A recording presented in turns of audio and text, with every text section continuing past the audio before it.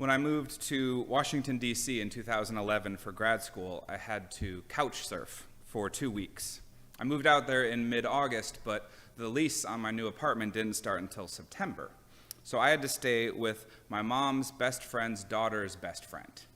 Talk about calling in some favors. About a week into my stay, I was sitting on the couch purchasing some outrageously expensive textbooks online when suddenly I felt the building begin to shudder. My first thought was, this feels like an earthquake. But then I said to myself, you're not in California anymore, dude. They don't get earthquakes out here. But as the seconds ticked by, the clearer I became that this was indeed an earthquake. Eventually, it stopped, and I thought, well, at least it wasn't all that bad.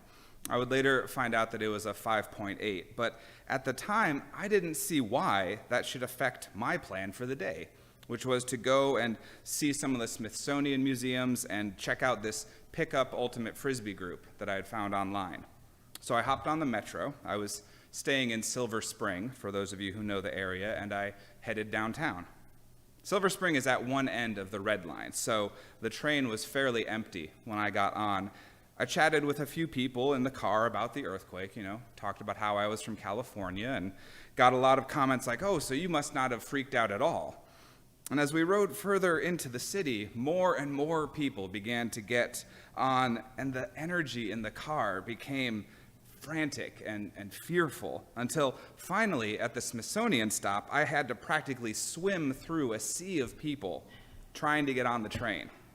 As I came up the stairs to the ground level, I saw that the mall was packed with people. I walked up to one of the museums only to find a sign saying that it was closed due to an emergency. At this point, I'm thinking to myself, come on, people, it was just a little earthquake. Just a few days later, though, the shoe would be on the other foot. We got reports that D.C. was going to be hit by a hurricane. Now, I had never experienced a hurricane before. Give me an earthquake or a wildfire, heck, even give me a tsunami warning, and I know what to do, but I had no clue what to do in a hurricane, and I'll be honest, I started to get pretty freaked out. I'm asking my host things like, do we need to go buy bottles of water or canned goods? How many days of supplies do we need to get? And she basically just laughed.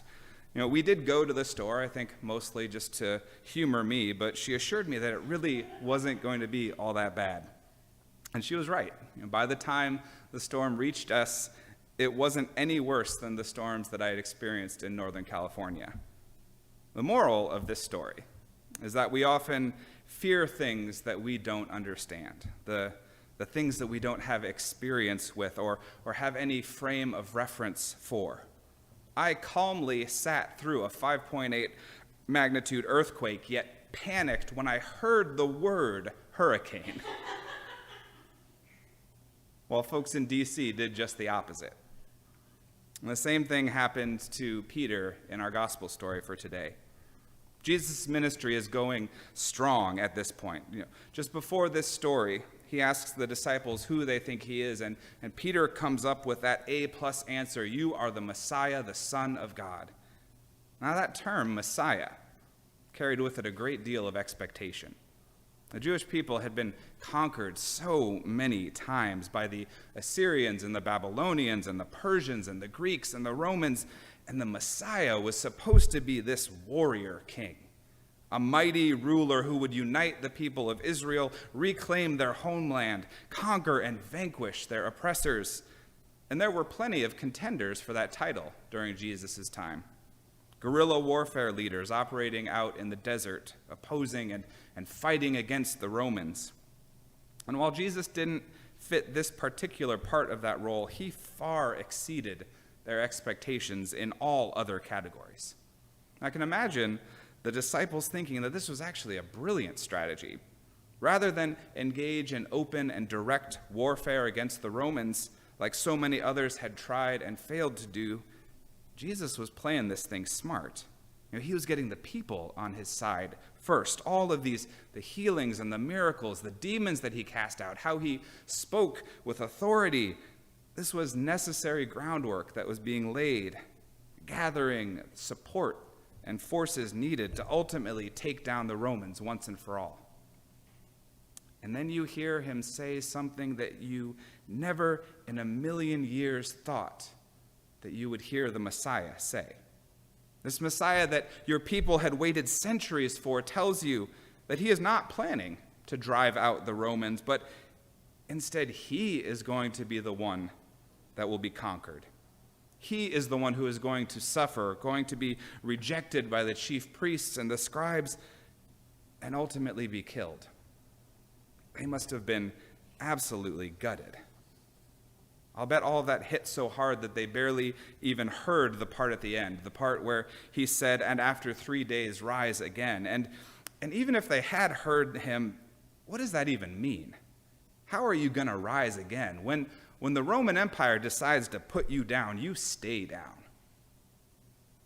Whether Peter took it upon himself to be the one to go and talk to Jesus, or whether he drew the short straw, we aren't told. What we do know is that he didn't hold back. He took Jesus aside and he rebuked him. Now, rebuke isn't a word that I throw around lightly, or at all, really. I prefer chewed out and, well, other more colorful variants that shouldn't be said from a pulpit. But it's a pretty harsh word. And while it's very easy for me to imagine Jesus doing the rebuking, it's a little odd to think of him on the receiving end. But that doesn't last for long. Sadly, we don't get to hear what Peter said to Jesus, but we sure do get to hear what Jesus said to Peter. "Get behind me, Satan, for you are setting your mind not on divine things, but on human things." I usually feel pretty bad for Peter whenever I hear this story, but I understand where he's coming from.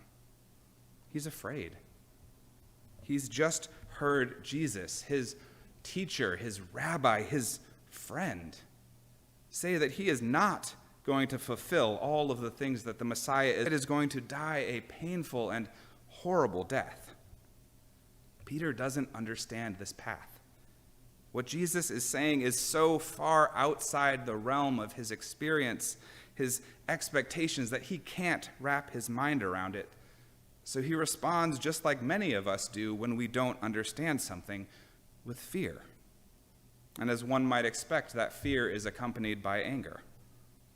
I think that a great deal of the anger and fear that exist in the world today are fueled by ignorance. And I don't mean ignorance in the derogatory way that it is often used. I simply mean that so often the root cause of anger and fear is just a lack of knowledge about something, a lack of experience with it.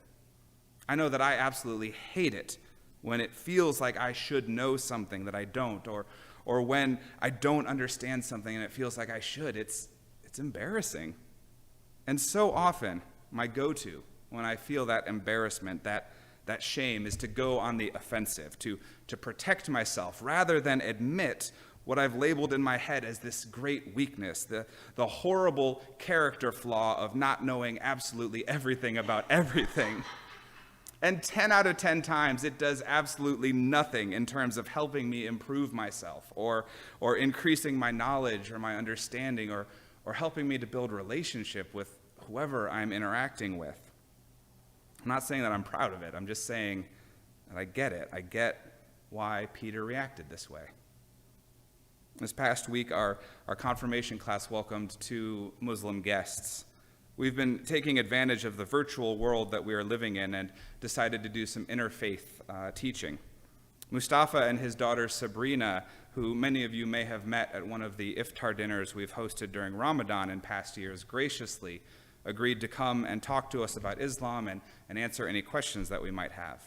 And Pastor Laura asked them if there had been situations where they had faced persecution because of their faith.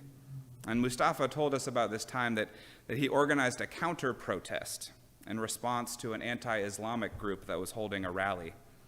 At one point, he said that he was surrounded by protesters who asked him if he believed in jihad.